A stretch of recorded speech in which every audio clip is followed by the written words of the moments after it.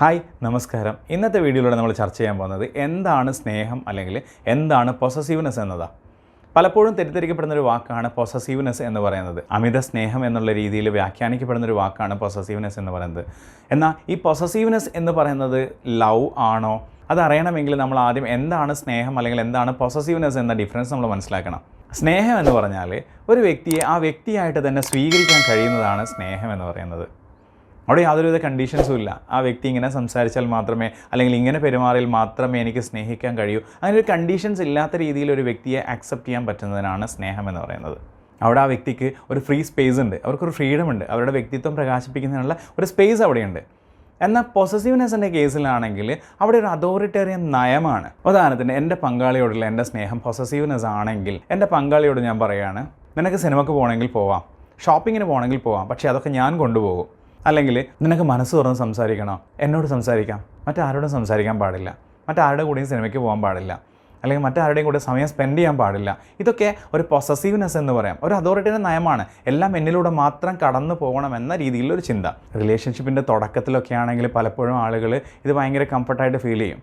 കാരണം എൻ്റെ പാർട്ട്ണർ എന്നെ ഒരുപാട് സ്നേഹിക്കുന്നു, അതുകൊണ്ടാണ് എൻ്റെ കൂടെ തന്നെ ആയിരിക്കുന്നത്, എന്നെ സിനിമയ്ക്ക് കൊണ്ടുപോകുന്നു, അല്ലെങ്കിൽ എനിക്ക് വേണ്ട കെയറൊക്കെ തരുന്നുണ്ട് എന്ന രീതിയിൽ വ്യാഖ്യാനിക്കും. പക്ഷേ പോകെ പോകെ കുറച്ച് കഴിയുമ്പോൾ എന്ത് ചെയ്യും, ഇത് കുറേശ്ശെ അസ്വസ്ഥതകൾ ഉണ്ടാക്കാൻ തുടങ്ങും. കാരണം മറ്റൊരു തരത്തിലും ഫ്രീഡം ഇല്ല.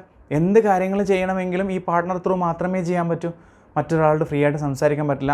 ഉദാഹരണത്തിന് മറ്റൊരാളെ അപ്രിഷ്യേറ്റ് ചെയ്താൽ പോലും ബുദ്ധിമുട്ടായിരിക്കും. മറ്റൊരാളെ അപ്രിഷ്യേറ്റ് ചെയ്യുന്നത് അല്ലെങ്കിൽ നമ്മളെ മറ്റുള്ളവർ അപ്രിഷ്യേറ്റ് ചെയ്യുന്നതൊക്കെ ഈ പൊസസീവായിട്ടുള്ള പാർട്ട്ണർക്ക് ഭയങ്കര അസ്വസ്ഥത ഉണ്ടാക്കുന്ന ഒരു കാര്യമാണ്.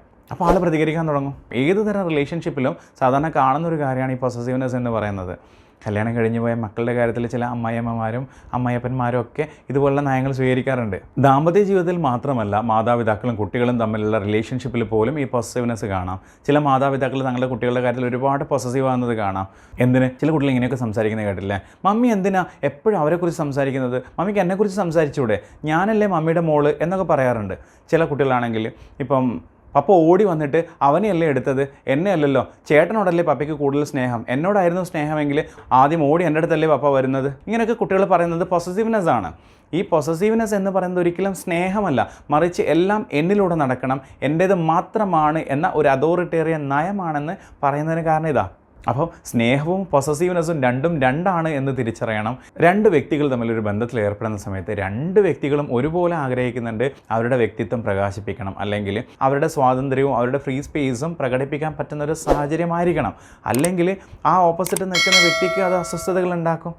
അപ്പോൾ ആ ബന്ധത്തിൽ എപ്പോഴും അസ്വസ്ഥതകളുണ്ടാവും. അപ്പോൾ ലവ് ആണോ പൊസസീവ്നെസ് ആണോ നമ്മുടെ റിലേഷൻഷിപ്പിൽ വേണ്ടത് എന്ന് ചോദിച്ചു കഴിഞ്ഞാൽ അത് ലവ് ആണെന്ന് പറയാം. ഒരിക്കലും പൊസസീവ്നെസ് എന്ന് പറയുന്നത് അമിത സ്നേഹമല്ല. ഇനി ആണെങ്കിൽ തന്നെ നമുക്കറിയാം, അമിതമായാൽ അമൃതം വിഷം എന്ന് നമ്മൾ കേട്ടിട്ടില്ലേ.